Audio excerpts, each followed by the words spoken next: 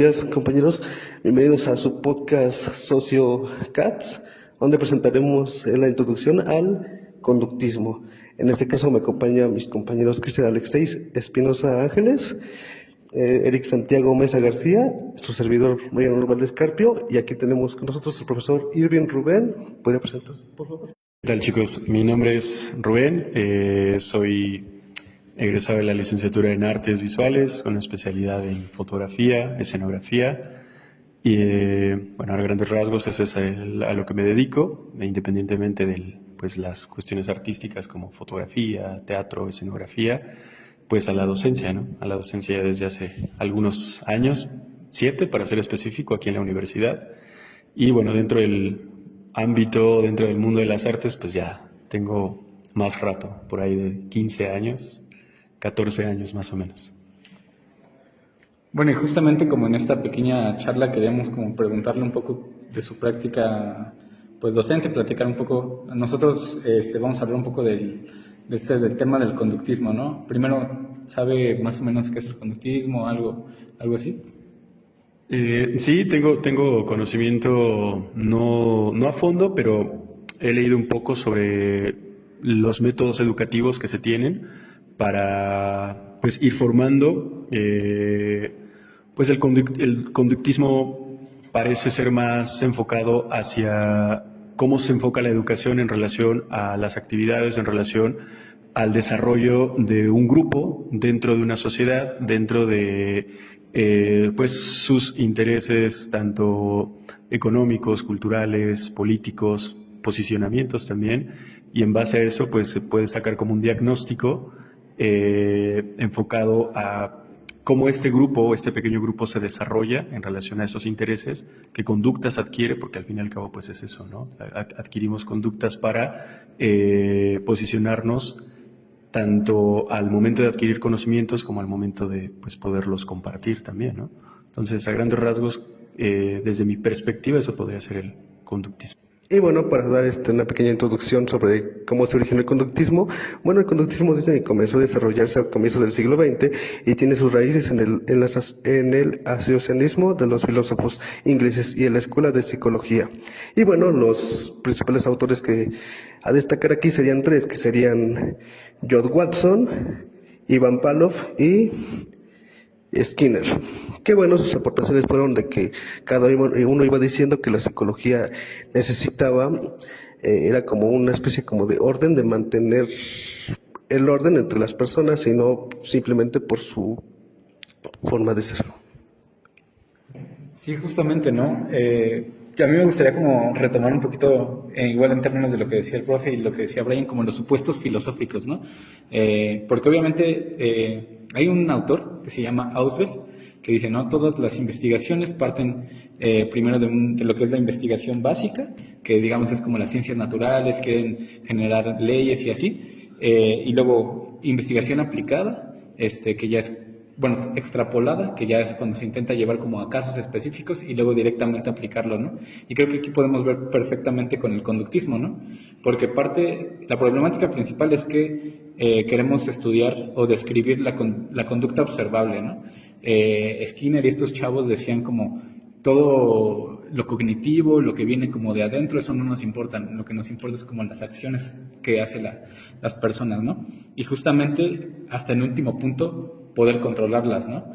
Y predecirlas. Entonces partimos como de un concepto de hombre, de persona, que es un sujeto pasivo, ¿no? Que está completamente vacío, el alumno, bueno, todos básicamente no estamos como completamente vacíos y solamente se nos imprimen los conocimientos, ¿no? Que es una posición también que se llama, ¿no? Esto el empirismo, ¿no? Vamos aprendiendo mediante la experiencia y los estímulos, ¿no? Que los vamos metiendo como en una caja. Entonces, pues tenemos como algunos esquemas, ¿no? El esquema, pues, clásico es como el estímulo-respuesta, ¿no? Un estímulo que va a tener una respuesta y en ese sentido la persona que tiene los conocimientos puede guiar, ¿no? Entonces ahí es cuando vemos, ya empezamos como a meternos en esta parte que es vinculado a lo mejor ya un poquito con la educación, ¿no? saber que las conductas se pueden controlar y que las podemos llevar hacia lo que queremos, ¿no? O hacia lo que un grupo quiera. También, obviamente, científicamente se basa en el positivismo, ¿no? Que es el establecimiento de leyes y generalizaciones, ¿no?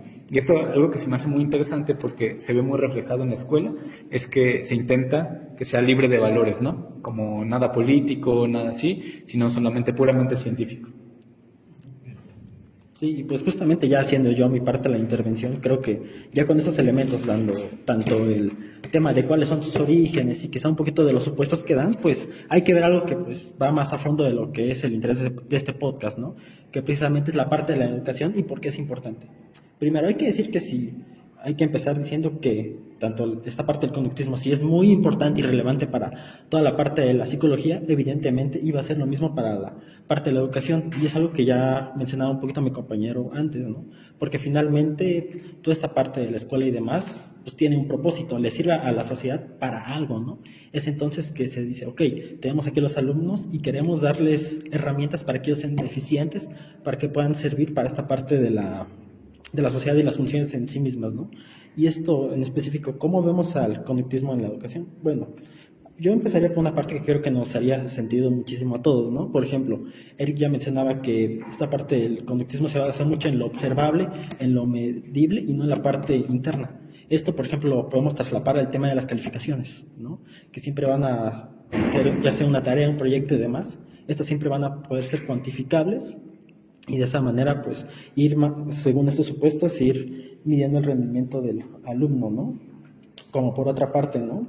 Algo creo que también resulta importante es que del hecho de que tanto se quieran aprender estas conductas que sean, vamos a decir, positivas para el alumno, implica que haya una gran parte del docente, es decir, que haya un gran ejercicio de él para que el alumno pueda ser educado y demás, pero esto supone que el alumno en sí mismo se queda un poquito cohibido y a lo mejor no tenga tanta participación como la que el docente pueda tener, ¿no? Y eso muy rápidamente yo pensaría en nuestras etapas de secundaria, por ejemplo, de primaria, recordamos, ¿no? Que está ese tema de córtate las uñas, que utiliza bien el uniforme y demás cuestiones. Exacto, ¿no?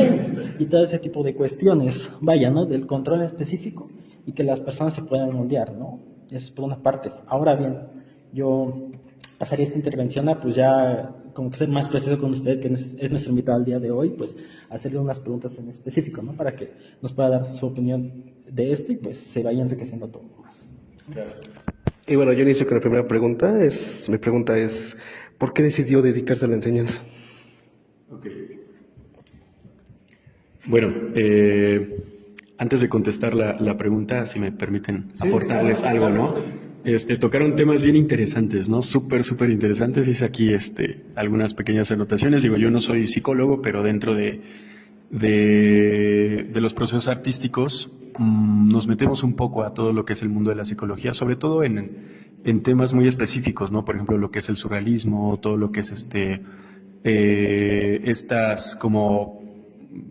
Vaya, los postulados que hace, por ejemplo, Freud a través de, pues, el consciente, del inconsciente, cómo el ser humano vive dos realidades, ¿no? Que es la parte consciente y la realidad alterna, que es el inconsciente, que muchos de los artistas surrealistas retomaban estas posturas, ¿no? ¿A qué me lleva esto? Dentro de la psicología se habla de un método gestáltico, no sé si ustedes han escuchado hablar alguna vez de esto, que es justamente lo que comentaba, ¿no? Cómo nacemos y prácticamente todo lo que vamos aprendiendo no es más que una síntesis de los conocimientos que nos van impregnando, ¿no? Ya sea en la educación, ya sea desde casa, las cosas que vamos aprendiendo en la calle de manera personal. Y todo eso no es precisamente algo nuevo o algo puro, ¿no? O sea, todo es un combinado de todos. Y eso es el método gestáltico. El método gestáltico es cómo naces siendo un todo y poco a poco te vas fraccionando en relación a los conocimientos que vas adquiriendo. Y esto se inclina hacia la parte científica y hacia la parte empírica, ¿no?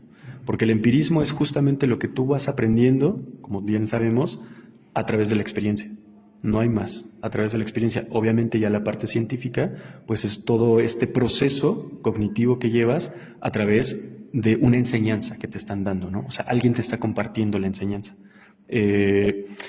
Y bueno, Ferdinand de Saussure era un lingüista. Él nos habla de de alguna manera relaciona esta parte del conocimiento, sí un tanto con lo gestáltico, porque Ferdinand de Saussure nos hablaba de cómo nosotros vamos significando y vamos simbolizando las cosas y les vamos dando como cierto grado de valor, ya sea desde un objeto hasta una vivencia.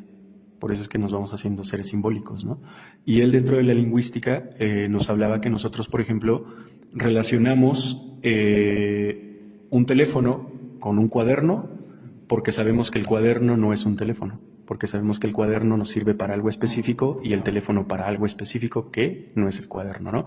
Entonces, este tipo de conocimientos los vamos adquiriendo de manera completamente empírica.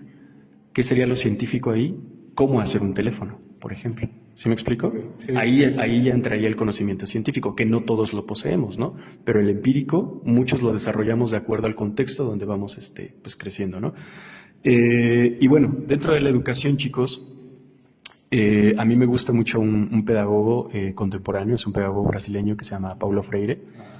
Sí, claro, él nos habla de los métodos educativos y cómo la educación tiene que ser una educación extremadamente integral, ¿no? O sea, tiene que ser tocar ciertos puntos específicos de ciertas áreas para que tu educación o tu proceso cognitivo se vaya nutriendo de todo. Porque si nosotros hacemos una educación dividida y únicamente se quedan matemáticas en matemáticas e historia en historia, es ahí donde empiezan todos los sesgos cognitivos y todos los sesgos educativos que hemos tenido por años en nuestra región, ¿no? O sea, hablando de nuestra región me refiero a todo lo que es Latinoamérica, no nada más México, porque la educación juega ese papel, juega un papel extremadamente dividido. Entonces, lo que se busca actualmente, pues justamente es tratar de reconciliar estos temas, ¿no?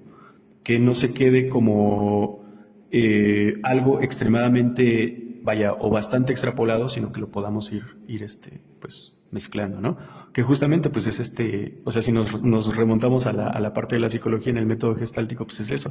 O sea, todos nacemos como un todo, poco a poco vamos fraccionando a través de lo que vamos conociendo, pero todo eso que vamos conociendo, cada una de esas particularidades son las que nos van haciendo, ¿no? Nos van haciendo un individuo o un ente. ¿Sí me explico? Como lo mencionaba igual Heidegger, por ejemplo, ¿no? En Ser y Tiempo está el ser y está el ente, ¿no? Entonces, bueno, la pregunta es, ¿por qué decidí dedicarme a la docencia? Cuando yo estaba en la universidad, tuve un año de pedagogía para la enseñanza de las artes y en dado caso de que yo quisiera dedicarme a la enseñanza de las artes y no únicamente como a la producción artística. Y para mí fue bien interesante porque todo mi servicio lo hice dando clases a chicos de preparatoria, di talleres de fotografía. He tenido un contacto con la docencia desde que soy pequeño. Mis padres son pedagogos, tengo tíos que se han dedicado a la pedagogía también. Entonces he tenido mucho contacto con esta cuestión, ¿no? de la enseñanza. Mi padre ha sido profesor investigador y él me ha pues mostrado, por ejemplo, cómo son todos los procesos pues cuando se revisa una tesis, todo esto, ¿no? Entonces esta parte de el rol que juegan, por ejemplo, los sinodales, siempre me pareció bien interesante, ¿no? Desde que yo era pequeño. Y me llamó mucho la atención por compartir el conocimiento. Creo que es uno de los actos más sensatos y puros que puede tener un ser humano, ¿no? Jean-Paul Sartre, que es uno de los grandes filósofos del siglo pasado, sobre todo en esta corriente del existencialismo, él nos hablaba de algo muy interesante, ¿no? Que decía, el conocimiento o la experiencia como tal no es únicamente experiencia por el hecho de vivirla, ¿no? Sino en el momento en el que tú la puedes compartir. Ahí es cuando realmente se convierte en experiencia. Y el traspasar el conocimiento es eso, es traspasar una experiencia, es traspasar o nutrir el proceso cognitivo de alguien más, ¿no? Entonces, se vuelve hasta un proceso ritualista, ¿no? O sea, si nosotros nos retrocedemos 5,000 años antes, nos vamos a dar cuenta que el proceso del mensaje informativo o cognitivo hacia el otro se convierte en un ritual, ¿no? Entonces, imagínense estas escenas 5000 años antes de Cristo, donde se sentaba el anciano de la comunidad o de la aldea alrededor del fuego y empezaba a transmitir todo el conocimiento, ¿no? Pues yo creo que eran los primeros formatos de clases, ¿no? que había pues en la sociedad, ¿no? Y, por ejemplo, más o menos cómo intentas llevar, o sea, bueno, tienes una larga trayectoria, ¿no? Como en relación con la pedagogía, tus padres, tíos y así que te van orientando, ¿no? Hacia el camino y siento que eso tiene como una influencia hasta el final en tu práctica, ¿no? ¿Cómo intentas orientar o cuáles son tus objetivos al momento de orientar tu práctica en la clase? Ajá, sí. Sí, la práctica docente, lo primordial para mí es transmitir el conocimiento, pero sobre todo algo muy importante, el sorprendimiento, ¿no? Cuando tú logras transmitir un conocimiento que sorprende a alguien, es un conocimiento que difícilmente se va a ir, ¿no? ¿Por qué? Porque somos individuos que estamos siempre a la expectativa de emociones, ¿no? Somos seres completamente emocionales. Eso es algo que vamos puliendo mucho a lo largo pues, de los procesos artísticos, ¿no? A lo largo de los procesos que nosotros vamos haciendo, porque cuando tú tienes un proceso artístico, cuando tú tienes un proceso enfocado a la fotografía, enfocado al teatro, enfocado a la música, ¿cuál es el objetivo principal? Pues que la gente lo vea, ¿no? O sea, ese es el objetivo principal, que tú muestres eso a la gente. ¿Por qué? Pues porque justamente somos un cúmulo de emociones, somos una especie que somos capaces completamente de racionalizar nuestras emociones. O sea, las racionalizamos, las razonamos. Entonces, estamos siempre en busca de eso, ¿no? De nuevas emociones, de nuevas situaciones sensoriales o sensitivas. Entonces, cuando tú logras transmitir eso en una clase, o sea, el sorprendimiento a través de una palabra, de una frase, de una imagen, por ejemplo, en mi caso, que doy clases de artes visuales, de teatro, que pongo una imagen y les empiezo a explicar a los chicos y logro, por ejemplo, no sé, crear un contexto de esa imagen relacionado a un suceso histórico y que los chicos digan, oye, sí es cierto, pues nunca había pensado en eso, ¿no? O sea, es algo que ya de cualquier manera los está sorprendiendo y es un conocimiento que difícilmente se va a ir, ¿no? Entonces creo que la práctica docente tiene que ser eso, ¿no? Tiene que ser tiene que ser una charla, tiene que ser un relato donde tú, como foco de atención, porque al fin y al cabo pues termina siendo el foco de atención, ¿no? Logres transmitir esta sorpresa a tu público, que son tus alumnos, ¿no? Yo siempre he dicho que una cátedra o ser profesor frente a un grupo es sí o sí una puesta en escena, ¿no? O sea, estás haciendo una puesta en escena, lo estás relacionando con el teatro, ¿no? ¿Por qué? Porque estás creando la escena, tus alumnos son tu público, tú eres el centro de atención y todo lo que tú les estás transmitiendo es lo que ellos están captando, ¿no? De alguna manera. Sí, bueno, perdón, es que ahorita justamente creo que se me acaba de venir como una pregunta, ¿no? Porque justamente hablas de somos como seres emocionales que se sorprenden, que tienen también hasta cierto punto esta parte de agencia, ¿no? Y que ese postulado sería como un poco contrario a lo que diría propiamente el conductismo, ¿no? Entonces, ¿qué tanto la enseñanza de las artes te obliga a alejarte de prácticas conductistas o de la escuela tradicional? No, pues yo creo que en todos sentidos, ¿no? Porque justamente el conductismo, si bien es un proceso que se lleva dentro del aula para la adquisición de conocimiento, también nos puede llevar a esta cuestión un tanto adoctrinante, ¿no? Mencionaban hace rato, por ejemplo, algo bien interesante, ¿no? Bueno, en la época de la primaria, en la época de la secundaria, o sea, todos, yo creo que sin lugar a duda lo vivimos, ¿no? Que las uñas cortas, que el uniforme bien limpio, tus tenis blancos, si no, no entras, el cabello corto, si no, no entras. Aquí veo dos posturas, hay dos posturas. Debemos de saber que la educación tiene dos vertientes, ¿no? Que es la educación cognitiva y la educación formativa. Cuando tú te dedicas como docente, porque también he tenido la oportunidad de trabajar con chicos, por ejemplo, de primaria o de secundaria, que no me gusta mucho, la verdad, justamente por este tipo de situaciones donde te tienes que acatar a normas o a a ciertas reglas que hasta cierto punto pueden ser innecesarias para el proceso cognitivo de los chicos, pero que lo pueden ver como necesarias para el proceso formativo de los chicos. Entonces, donde necesitas el uniforme bien limpio, los tenis limpios, etcétera. Pues sí, como les dije hace un momento, ¿no? Pueden llegar a ser hasta un tanto fascistas, ¿no? Un tanto fascistas, o sea, esta cuestión del uniforme y todo. Pero creo que se va más por una cuestión formativa. ¿Sí me explico? Ya en la cuestión universitaria es muy diferente. Y yo siempre le digo a los chicos, ¿no? O sea, quien piense que a la universidad viene a formarse, por lo menos en una cuestión de criterio o de personalidad, pues le va a costar, creo que un poco de trabajo, porque se supone que tú ya vienes de todo un proceso, ¿no? O sea, el hecho de que tú hayas escogido una carrera a la que te vas a dedicar es porque ya tienes un criterio. O sea, tú no escoges si ir a la primaria o no. Tú no escoges si ir a la secundaria o no. O sea, es un proceso que debes de llevar, que tus padres te lo imponen, la misma sociedad te lo exige, pero cuando tú sales del bachillerato y vas a entrar a la universidad, es una decisión muy fuerte. ¿Estudias o no estudias? Y si estudias, ¿qué vas a estudiar? Y eso solamente tú lo decides. ¿Sí me explico? Sí. Entonces, lo que yo suelo hacer es justamente esto. Separar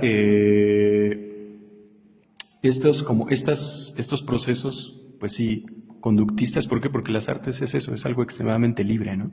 O sea, de repente mis alumnos se sorprenden así de, pues, o sea, tú puedes hacer aquí en mi clase, llevar tu proceso como quieras, ¿no? O sea, a mí me tienes que entregar la chamba, el trabajo al final, lo que yo te estoy pidiendo. Cómo lleves tu proceso, pues es libre, ¿no? O sea, es libre. Si tú lo quieres trabajar aquí o lo quieres trabajar en tu casa o cada clase me quieres ir trayendo tus avances, lo que sea, ¿no? ¿Por qué? Porque pues las artes van enfocadas a eso, ¿no? A la libertad en los procesos, a la libertad en el pensamiento y a la libertad en la comodidad de cómo tú estés trabajando, ¿no? Por lo que se ha dicho, algo que ha quedado bastante claro es la figura del docente, ¿no? Cómo queda en el salón, que tiene la importancia, que a veces alrededor de él surge, vamos a decir, la tensión, el proceso de comunicar y demás. Y yo, bajo ese sentido, me haría una pregunta muy puntual, ¿no? Que tiene que ver con esta parte de los supuestos del conductismo, ¿no? En el que vemos que el docente hasta cierto punto condiciona estas cosas que se ven positivas que haga el alumno y de otra manera, pues, poner castigos, ¿no? Para hacer este tipo de cosas que no hagan, ¿no? Entonces, yo preguntaría, ¿de qué manera o cómo es que se puede mantener, vamos a decir, el control, digamos, en una clase, ¿no? Porque supongamos, ¿no?, que usted tiene una clase en tal lugar y llega, y a lo mejor quizá en primer momento los alumnos no toman su atención, o a lo mejor no hacen caso, o quizás sí la gran mayoría, pero quizá haya uno en específico que pues no haga caso, ¿no? Porque quizá no sea lo mismo en esta parte de la universidad, a por ejemplo en la parte del bachillerato, ¿no? Dar clase y manejar ese tipo de situaciones. O sea, bueno, en concreto la pregunta sería, ¿cómo El manejo como del grupo. Sí, el manejo. Ajá, ya, como el manejo del grupo? Pues mira, yo siempre he sido un fiel partidario de la libertad, ¿no? O sea, creo que me manejo con esa consigna de la libertad porque dentro de las artes yo creo que es una postura muy importante, ¿no? El libre albedrío expresado en todas sus facetas, ¿no? La cuestión aquí es que puede ser un poco contradictorio también porque el hecho de que tú pertenezcas a una institución, ¿qué significa eso? Pues que te estás institucionalizando, ¿no? Sí. O sea, estás permitiendo un adoctrinamiento hasta cierto punto. Pero dentro de mis clases creo que yo sí he podido como separar esta cuestión como tan burocrática, tan pues administrativa incluso, ¿no? De lo que te demanda la universidad, de ponderar las calificaciones, de pasar lista, todo eso. Para mí eso se me hace, pues sí, hasta cierto punto, procesos que no llevan a nada al alumno, ¿no? Entonces, ¿a qué voy con esto de ser partidario de la libertad o de que el alumno lleve sus procesos de manera bastante libre? Que trabajen a su ritmo. ¿Por qué? Porque, para empezar, tengo que posicionarme en donde estoy. Tengo que situarme en donde estoy. Doy clases de artes a carreras que no están enfocadas a las artes. Eso es algo primordial, ¿no? Desde donde yo partiría. Porque he dado clases también a chicos que están estudiando artes, sí, claro que sí. Entonces, la dinámica es bien diferente. No es lo mismo, y se los comento a ustedes, no es lo mismo dar una clase de artes a chicos de sociología que dar una clase de artes a chicos de contaduría, ¿no? Para nada. ¿Por qué? Porque son dos áreas extremadamente diferentes.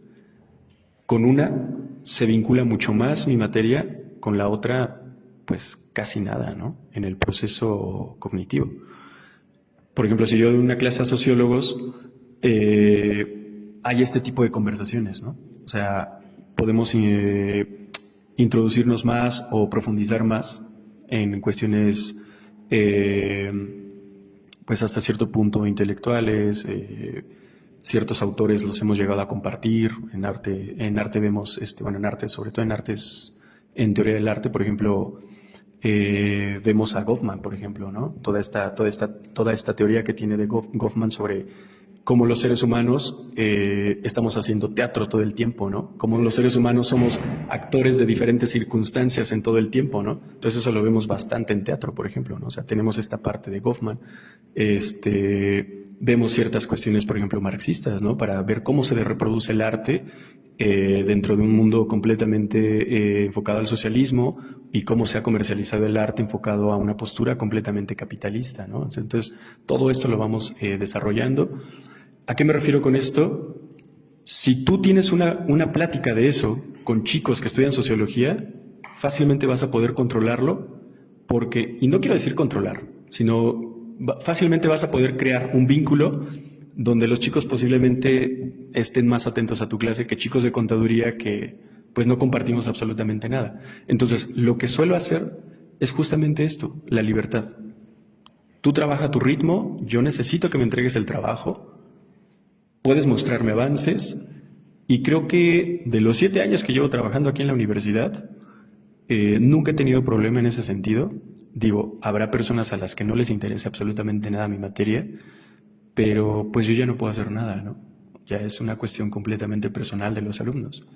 Y más cuando, por ejemplo, tenemos grupos donde veo que en mi materia hay ausentismo o no les interesa tanto la materia, y de repente, por ejemplo, tenemos algunas juntas de academia. Por ejemplo, les comparto una experiencia, ¿no? Antes de salir de vacaciones, ahorita de Semana Santa, tuvimos una reunión de academias con unos profesores de ingeniería industrial, porque es un grupo extremadamente disperso, es un grupo completamente desinteresado.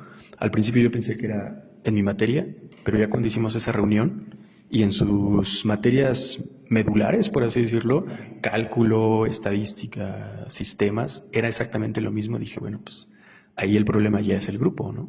¿Y qué haces con un grupo así? Mucho menos, pensando mucho más cuando es un grupo de universidad, pues es que ya no puedes hacer nada, ¿no? O sea, tú no puedes obligarlos. O sea, lo único que puedes hacer es empezar a tomar en cuenta bastante lo que te da la universidad en el sistema, ¿no? Empezar a tomar en cuenta faltas, empezar a tomar en cuenta fechas específicas donde tienen que entregar los trabajos, y pues empezarle a restringir esas libertades, ¿no? Porque entonces pues ya entramos en un uso de la fuerza, por así decirlo, ¿no?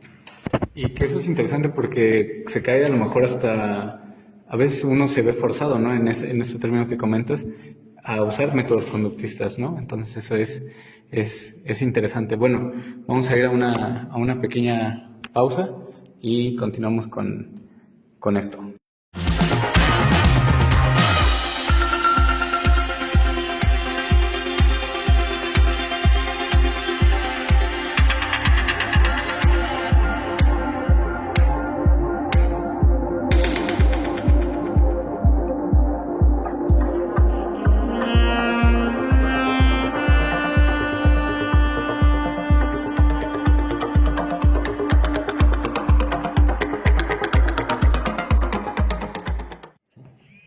Y bueno, ya estamos de vuelta en esta parte, pues ya final del podcast. Ya abordamos cuestiones bastante interesantes, algunas preguntas con el profesor invitado que tuvimos acerca de cómo ha sido su experiencia, cómo quizá a veces se pueden aplicar estos supuestos del conductismo, incluso, o hasta cierto punto yo diría un poco hasta crítica, ¿no? Y se puede decir a esta parte del conductismo que está muy, muy bien implantada, ¿no? Entonces, como para ir concluyendo, yo propondría que pues, podamos dar algunos ejemplos que pues a lo mejor a los espectadores les puedan quizás hacer un poquito más de sentido para que pues puedan entender toda esta parte del conductismo, ¿no?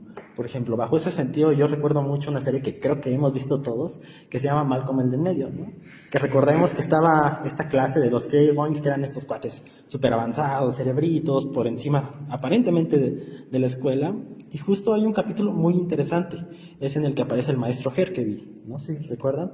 Que llega acá pues muy autoritario, muy acá pues exacto, imponiendo miedo, y para que finalmente lo que hace él es que pone una tabla en la que el número 1, el mejor de la clase, el que mejor entrega las tareas y demás, está por arriba, y el que es peor pues va a estar hasta abajo, ¿no? Entonces creo que ahí podemos ver muy clara esta parte del conductismo. Primero, que ahí estamos viendo algo medible, ¿no? El hecho de que pueda calificar sus tareas y que pues estén así jerarquizados estos alumnos, ¿no? En esta parte, ¿no? Ya decíamos que pues, estaban del 1, Malcolm era la 1 a la enésima, creo, ya recuerde. Y hay que ver pues también este efecto negativo que generaba, ¿no?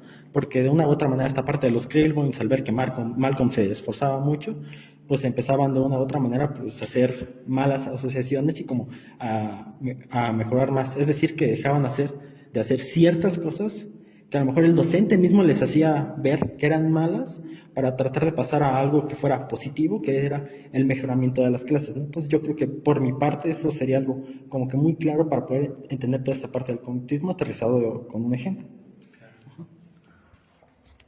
No, pues muy interesante el tema que diste. Y igual una parte que me gusta igual de ese capítulo es una frase que dice Malcolm, se le dice a Herkeby, dice, tiene razón, no puede alterar el sistema, pero lo puede averiar. ¿Cómo lo averió él?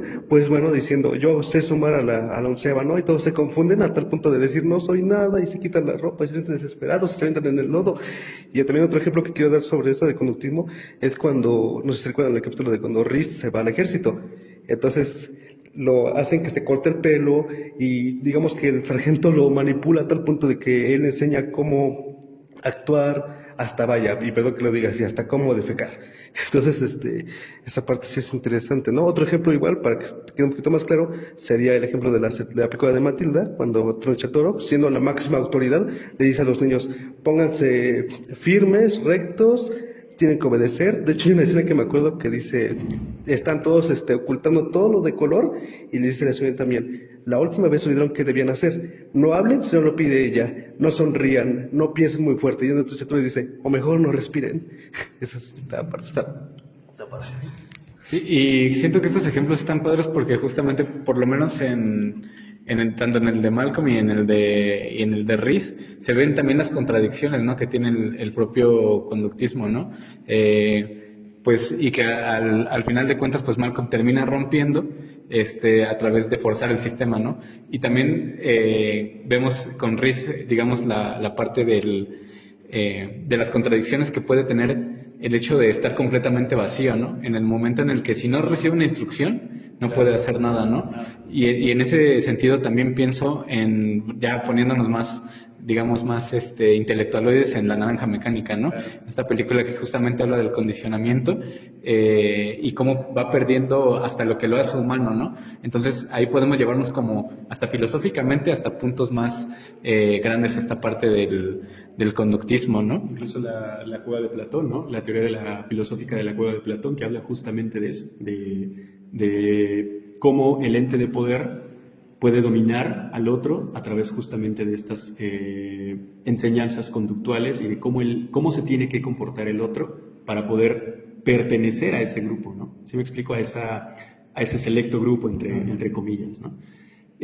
Bueno, sí. Sí, y que justamente, de nuevo, aquí vemos como esta carencia, ya para terminar yo, de que no haya una crítica, ¿no? Y de que justamente si se impone la lógica del conductismo, vamos a hablar de una escuela crítica, de una escuela política, ¿no? Y que puede llegar a lo mejor no a estas escenificaciones caricaturescas como lo vemos a lo mejor con Reese, con Alex Delarge, pero sí a personas alumnos que no son críticos, ¿no? Que no tienen esta capacidad de pensar. De cuestionarse, ¿no? Y justamente eso es lo que les comentaba, o sea, Hago mucho hincapié, por ejemplo, en alumnos de otras carreras, sobre todo carreras, por ejemplo, que no tienen que ver tanto con las cuestiones sociales o humanas, como lo es la sociología, como son las artes. Tú puedes salir siendo un médico impresionante, ¿no? O sea, puedes ser un médico que adquirió perfectamente bien los conocimientos dentro de la carrera y ser un médico cirujano perfectamente bien reconocido, pero ¿qué pasa con tu parte humana, no? O sea, ¿qué pasa con esta parte que de alguna manera rompe un poco esa rigidez que te lleva o que te ha obligado el campo de la medicina, por ejemplo, ¿no? Y lo veo con muchos de mis alumnos de medicina, ¿no? Porque doy clases también en medicina. O sea, son extremadamente rígidos, ¿no? Ayer justamente, y les comparto rápido, y ahorita quiero tocar un un punto muy importante, ya para terminar también. Ayer justamente platicaba con un alumno de medicina. Él ya es más grande, él tiene como unos 32 años, es su segunda carrera, pero él antes estudió psicología y tiene su maestría, creo que en algo de conductivismo también. Y entonces le pregunto, ¿no? Oye, nos saludamos, le digo, ¿qué onda? ¿Cómo estás? Y me dice, no, pues estoy bien cansado porque pues, los exámenes, ¿no? Le digo, pero es que sus exámenes, los de ustedes son bien diferentes, ¿no? Porque le digo, ¿de qué es tu examen? Me dice, pues fue de cardio. Y le digo, mucha información. Dice, mira, aquí lo único que tienes que hacer en esta carrera es memorizar. No hay más. Lo único que tienes que hacer es memorizar. O sea, no hay un examen donde tú tengas que desarrollar un texto crítico, un texto contestatario, donde tú tengas que revertir el posicionamiento de alguno de los médicos. O sea, no. ¿Por qué? Porque es ciencia. Y la ciencia es método de comprobación. ¿Sí me explico? Entonces, es mucha memorización, mucha memorización. ¿Y a qué voy con esto? Pues justo que ellos viven todo este proceso, como están fuera de esta parte social, no tanto humana, porque van a trabajar con el cuerpo humano, pero no con los comportamientos del humano o del individuo, sino con el funcionamiento del cuerpo del humano, que es lo que les dije hace un momento. De manera empírica, sabemos que un celular es un celular porque no es un cuaderno, pero ¿qué pasa cuando ya lo enfocamos a la parte científica? ¿Cómo se hace el celular? ¿Sí me explico? Y ahí tienes que memorizar, no tienes que interpretar, tienes que memorizar cómo se hace el celular para que tú puedas saber cómo va a funcionar. ¿Sí me explico? Entonces, creo que sí depende mucho también hacia qué áreas se esté enfocando la educación para saber cómo se aplica el conductismo o cómo se deja de aplicar. Aunque yo soy completamente enemigo de estas prácticas educativas, ¿no? O sea, nunca he estado a favor de esto.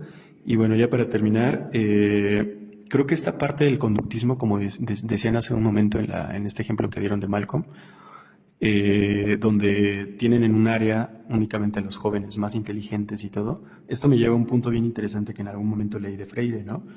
Donde él nos habla de una manera contemporánea de un concepto que anda circulando mucho, ¿no? Que se ha casi viralizado como de 8, 9, 10, 11 años para acá, que es la meritocracia, ¿no? No sé si han escuchado hablar de esto. Bueno, pues la meritocracia no es más que un concepto completamente implantado por el mismo capitalismo, ¿no? ¿Por qué? Porque la meritocracia es premiar o incentivar al que lo logra. Pero entonces nos surge una interrogante bien interesante, ¿no? Ok, ya se incentivó y ya se premió al que lo logró.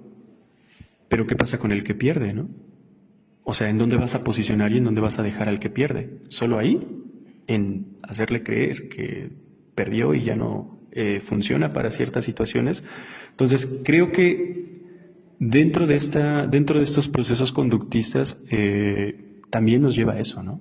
O sea, relegar a los que no son, entre comillas lo digo, aptos para ciertas actividades, ¿no?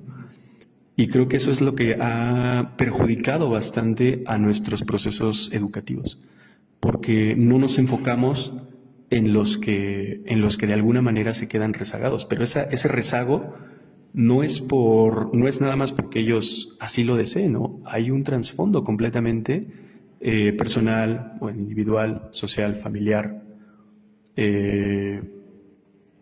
que de alguna manera los está orillando a esa situación, ¿no? Entonces creo que ahí tendríamos que replantearnos eso, ¿qué estamos haciendo con los que están perdiendo, ¿no? ¿Qué está pasando dentro de la educación con a los que más les cuesta, ¿no? Y creo que ahí estaríamos desestructurando, por así decirlo, todo este concepto tan empedernido que tenemos, que es la famosa meritocracia, ¿no? Que también soy completamente enemigo de ese posicionamiento, ¿no? Pues creo que quedan muchas cosas para seguir discutiendo y que en el tiempo del podcast asignado pues no podemos seguir y seguir. Sería en otro momento también juntarnos a platicar, ¿no? Con una cerveza, un café o algo así. Con un incentivo, ¿no? Ajá, con se un les llama cervezas. Sí. Pero bueno, agradezco a mis compañeros, también al profesor Rubén, por haber participado. No sé si quieran dar un último mensaje. Sí, yo igual sí, agradecer primero al profesor por brindarnos la oportunidad de estar aquí con nosotros, de hacerse un huequito en su tiempo y poder estar con nosotros. Y pues nada, simplemente ser muy puntual con el hecho de que, si bien sí, vimos varias cosas del conductismo y que a lo mejor le criticamos tal y ya cosa, creo que más para mal que para bien, pues sigue presente, ¿no? En todas las instituciones escolares, ¿no? Por ejemplo, que si el tema de que haya tareas o demás, pues sigue siendo muy fuerte, ¿no? Veamos la pandemia, ¿qué pasó? Muchos alumnos y alumnas sobrecargados de tareas y demás cuestiones, ¿no? Y que si bien yo creo que ya han habido otros paradigmas de la educación o a lo mejor críticas que quizá no vienen de la misma psicología o pedagogía para el conductismo, pues creo que sigue bastante fuerte, ¿no? Y finalizaría con esta parte de que decir que si bien que el conductismo está muy fuerte y a la vez es muy excluyente, porque a lo mejor premia solamente a determinados alumnos que pueden hacer las cosas y los demás pues quedan al margen, ¿no? Quedan desamparados. Por eso que ya mencionaba que a lo mejor hay condiciones sociales, económicas y demás que no permiten que uno no pueda salir tan adelante como otro en un mismo sistema que, como decimos, solamente premia determinadas cosas y pues tiene unos supuestos cuantificables y a lo mejor de todas estas estás bien que a veces no funcionan porque dejan de lado esa parte interna del alumno, qué es lo que piensa, qué es lo que siente y se reemplaza por un autoritarismo que pues, creo que no nos ha dejado muy buenos resultados en general. Y ahí, o sea, es que podemos sacar temas de ahí, imagínense, o sea, todo esto que hablábamos del análisis de trasfondo de los alumnos que se van quedando rezagados, pues ahí entra sin duda lo que es el materialismo histórico, ¿no? O sea, cómo estás condicionado a tus bienes y a tu contexto material para poder desarrollarte dentro de tu sociedad, ¿no? Ya sea en el ámbito laboral, en el ámbito educativo, hasta en el ámbito de pareja, si quieres, ¿no? Sí. Y les iba a decir hace ratito, se me olvidó, ya para terminar, creo que esta parte del conductismo se viene criticando muy fuerte incluso desde los años 60, ¿no? 70. Sí. El más claro ejemplo, uno de los más claros ejemplos, se los comparto igual así ya de dominio popular. A mí me gusta mucho Pink Floyd, ¿no? Entonces, si ustedes analizan todo el disco de Another Brick in the Wall, sí. o sea, bueno, el disco de The Wall, pues habla de todos estos procesos conductistas en la educación, en las relaciones de pareja, porque hasta en las relaciones de pareja tienes que tomar ciertos roles conductuales, ¿no? Sí. Que esos te los forja el adoctrinamiento social, familiar y educativo que vas teniendo, ¿no? A lo largo de tu vida. Entonces, Pink Floyd, bueno, toda esta banda que para mí pues, es un monstruo de banda, trata de deshacer todo eso, o de evidenciar, más que de deshacer, de evidenciar en este disco que es de The Wall, incluso en la película, todas estas situaciones, ¿no? La educación, el amor, la satanización del sexo, los bloques económicos, etcétera, ¿no? Entonces, sí. Nada más como recomendación igual es una buena. Sí. Y bueno, ya para cerrar pues quisiera dar las gracias a todos aquí presentes por el tiempo. Realmente pues valió muchísimo la espera, en mi opinión, y pues espero que nos podamos reunir más porque creo que faltaron muchísimas cosas más muy interesantes. Y pues bueno, esto sería todo de mi parte. No sé si quisiera decir algo para cerrar. Muchas gracias y nos vemos en la siguiente emisión. Gracias, chicos. Gracias, chicos, por la invitación.